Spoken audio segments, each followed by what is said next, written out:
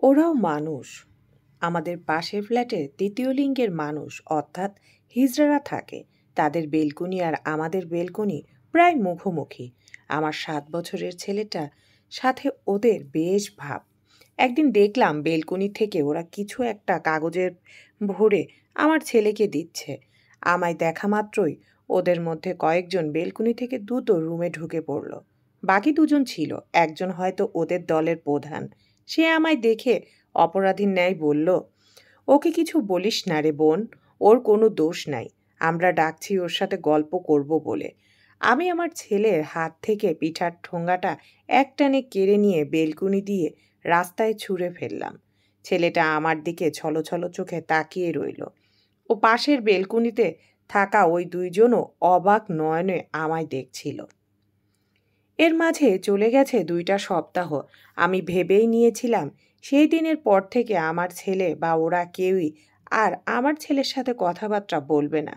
কিন্তু না, আমার ধারণাকে ভুল প্রমাণিত করে দিয়ে আমার ছেলেকে আরেক দিন বেলকুনিতে দাঁড়িয়ে ওদের সাথে গল্প করছিল। আমার সেদিন রাগে পুরা শরীর থরথর করে কাঁপছিল। আমার পেটে 7 মাসের বাচ্চা, এই সময় এত উত্তেজিত হতে চলবে না। ঠিক করলাম ছেলেকে রুমে এনে কয়েকটা কথা শুনিয়ে দেব। ভাবনা মোতাবেক বেলকুনির দিকে পা বাড়াতে কানে এলো, আচ্ছা আন্টি, বলো তো, আমার আম্মু কেন তোমাদের পছন্দ করে না? আমাকেও বকে যেন তোমাদের সাথে কথা না বলি।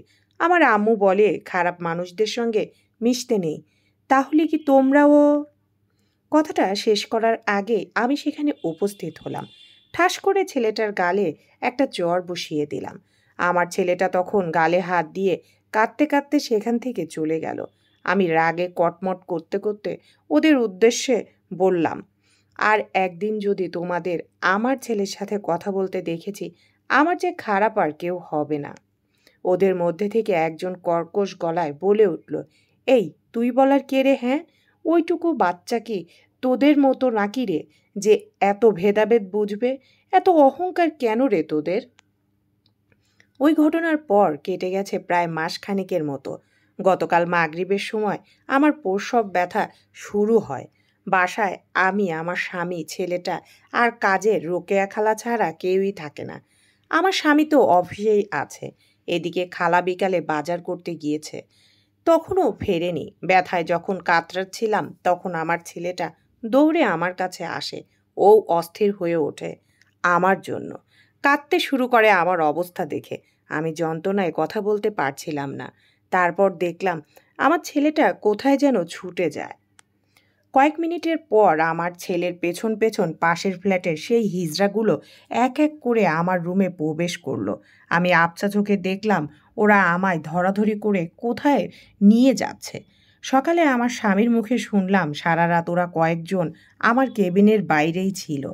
নিজের ভুলগুলোর জন্য কতটা অনুতপ্ত আমি ভাষায় প্রকাশ করতে পারবো না। ওরা যে রক্তে মাংসে গড়া মানুষ, এই চরম সত্য কথাটা আমরা কেন ভুলে যাই? হয়তো ইচ্ছাকৃতই মনে রাখতে চাই না। আমার মতো এরকম মানুষ অনেক আছে দুনিয়ায়, যারা ওদেরকে মানুষ মনে করে না। আমি লজ্জায় ওদের দিকে তাকাতে পারছিলাম না। আমার স্বামীকে বললাম, ওদের ভেতরে আসতে বলো। এক এক করে ওরা 10-12 জন আমার চারিদিকে ঘিরে দাঁড়ালো। আমি বললাম, তোমাদের সাথে করা আচরণের জন্য আমি লজ্জিত। পারলে তোমরা আমাকে ক্ষমা করে দিও। তাদের মাঝে প্রধান যে, তার নাম জহুরা, সে বলল, না বোন, তুই মাপ চাস না। বরং তুই আর তোর মেয়ে যে ভালো আছিস, সুস্থ আছিস, তাতেই আমরা খুশি। আমার স্বামী ওদেরকে বলল আমাদের সাথে গ্রামের বাড়িতে যেতে। সেখানে মেয়ের আকিকা হবে।